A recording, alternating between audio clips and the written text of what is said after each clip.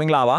ါလူတိုင်းနီးပါးပေါ့နော်ကိုဘွားမှာတစ်ခါတော့ကိုပြန်မေးဘူးကြတဲ့မေးခွန်းတစ်ခုရှိတယ်အဲ့ဒါကဘာလဲဆိုတော့ငါတို့တွေဘာကြောင့်များမွေးဖွားလာကြတာလဲဆိုတော့တကယ်ကိုနဲ့တဲ့မေးခွန်းကြည့်ပါပဲကောင်းပြီဒီနေ့ဒီအကြောင်းအရာလေးမှာတော့အဲ့ဒီမေးခွန်းကိုဘူဒ္ဓဘာသာရဲ့ရှုထောင့်ကနေကျွန်တော်တို့အတူတူလေ့လာကြည့်ကြရအောင်ဟုတ်တယ်အဲ့ဒီမေးခွန်းပေါ့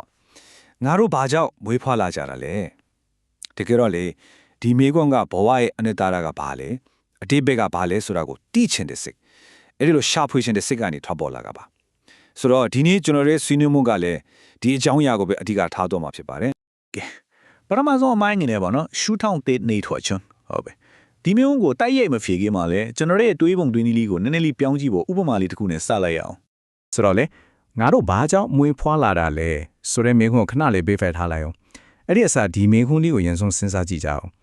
်နေကဘာကြောင့်ထွက်တာလဲဒီလိုမေးခွန်းလေးအခုပြောင်းလိုက်တာနဲ့တဲ့ကျွန်တော်တို့ရှူထောင်းကဘလို့များပြောင်းသွားနိုင်မလဲဆိုတာတကယ်ကိုစိတ်ဝင်စားဖို့ကောင်းပါတယ်ဒီမှာကြည့်လိုက်ရင်ရှင်းသွားပါလိမ့်မယ်မေခွန်းတစ်ခုကိုရင်းပြထားတယ်ဘယ်ဘက်ကမေခွန်းကနေကဘာကြောင့်ထွက်တာလဲတဲ့ညာဘက်ကမေခွန်းကတော့နေထွက်နေပြီအခုဘာလုပ်တင်တယ်လဲတွေ့လားဘာကြောင့်လဲဆိုတဲ့မေခွန်းထက်အခုဘာလုပ်မလဲဆိုတာကိုအာယုံစိုက်လိုက်တာကပိုပြီးအကျိုးရှိတယ်ဆိုတာကိုပြချင်တာပါဟုတ်ကဲ့မလားနေတန်းပူနေတဲ့အခါဟာနေကဘာလို့ဒီလောက်ပူရတာလဲလို့ထိုင်စဉ်းစားနေမယ့်အစားဒီလေးစောင်းလိုက်တာတော့အရေးခိုချာနေရာလေးရှားလိုက်တာတော့ကိုတို့ပိုပြီးလက်တွေမကြဘူးလားအဲ့ဒါပေါ်ပါပဲအဲ့တော့အဲ့နေထွက်တဲ့ဥမာလေးကိုကျွန်တော်တို့ရဲ့လူဘဝနဲ့ပြန်ပြီးတော့ချိတ်ဆက်ကြည့်အောင်နေထွက်တာရောကျွန်တော်တို့မွေးဖွားလာတာရောနှစ်ခုလုံးဟာအကြောင်းအကျိုးဆက်ဆံမှုတွေကြောင့်ဖြစ်လာတာကြီးပါပဲဆိုတော့အဓိကအချက်ကဘာလဲဆိုတော့လေဘာကြောင့်မွေးဖွားလာခဲ့တာလဲဆိုတော့မေးခွန်းတဲ့ပိုအရေးကြီးတာကကဲမွေးဖွားလာပြီအခုဘာဆက်လုပ်ကြမလဲဆိုတဲ့မေးခွန်းပါပဲကောင်းပြီဒုတိယအပိုင်းကိုဆက်သွားကြရအောင်ဒီခေါင်းစဉ်ကတော့ဖြစ်တည်မှုရဲ့လောင်စာတဲ့ဟုတ်ပြီအကြောင်းအကျိုးကြောင့်ဖြစ်တယ်လို့ကျွန်တော်တို့ပြောခဲ့တယ်လေအဲ့ဒီတော့အဲ့ဒီမွေးဖွားခြင်းကိုဖြစ်စေတဲ့အဓိကအကြောင်းတရားအဲ့ဒီလောင်စာကတကယ်တမ်းကျတော့ဘာများဖြစ်မလဲ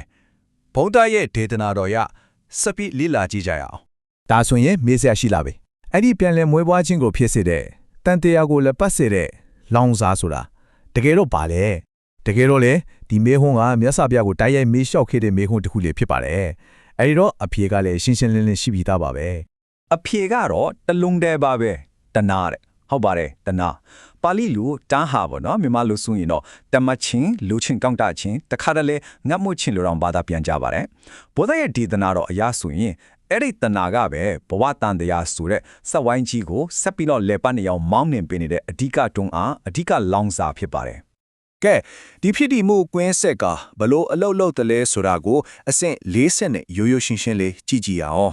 ်ပထမဆုံးအဆင့်ကတော့တဏှာအဲ့ဒီတတ်မှတ်တဲ့စိတ်စာဖြစ်လာတယ်ပြီးတော့ဒုတိယအဆင့်မှာအဲ့ဒီစိတ်ကကိုတတ်မှတ်တဲ့အာယုံတစ်ခုခုစီကိုတန်းပြီးတော့ဥတီးသွားရောအဲ့လိုတောင့်တော့လိုက်တာနဲ့အဆင့်၃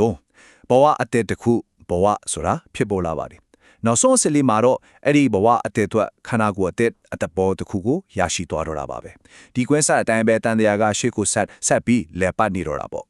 ့ဟုတ်ပြီအခုဆိုရင်တတိယအပိုင်းကိုရောက်လာပါပြီခေါင်းစဉ်ကတော့ရှာဖွေရမယ့်လမ်းကြောင်းနဲ့ကဲပြဿနာရဲ့အရင်မြစ်ကတဏှာဆိုတာကိုကျွန်တော်သိသွားပြီဒါဆိုရင်အကောင်းဆုံးဖြေရှင်းပြီးရှောက်လန်းရမယ့်လမ်းကြောင်းကတော့ဘာဖြစ်မလဲဆက်ကြည့်ကြရအောင်အဲ့တော့ကျွန်တော်အစမှပြောခဲ့တဲ့အဓိကအချက်ကိုပဲပြန်ရောက်သွားပါတယ်မင်းကိုပုံစံပြောင်းပြီးမေးလိုက်တာပေါ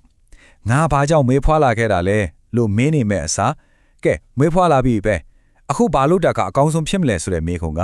ကိုယ့်ဘဝအတွက်တကယ်အဆုံးစွန်ရည်မှန်းချက်ပန်းနိုင်စီကိုဥတီသွားစေနိုင်တယ်ဆိုတဲ့သဘောပါပဲအဲ့ဘာလို့တာအကောင်းဆုံးလဲဆိုတဲ့မေးခွန်းအတွက်မြတ်စွာဘုရားပေးတဲ့ဖြေကတော့တိကျဖြတ်သားပါတယ်မတရားနိဗ္ဗာန်ကိုရှာဖွေလို့၎င်းသည်အမျက်ဆုံးသောရှာဖွေခြင်းဖြစ်ရတဲ့ဆိုလိုတာကတော့မွေးခြင်းဒေခြင်းတွေကလုံးဝကင်းလို့ရဆင်းရဲဒုက္ခအလုံးချုပ်ငင်းရဖြစ်တဲ့နိဗ္ဗာန်ကိုရှာဖွေဖို့ပါပဲ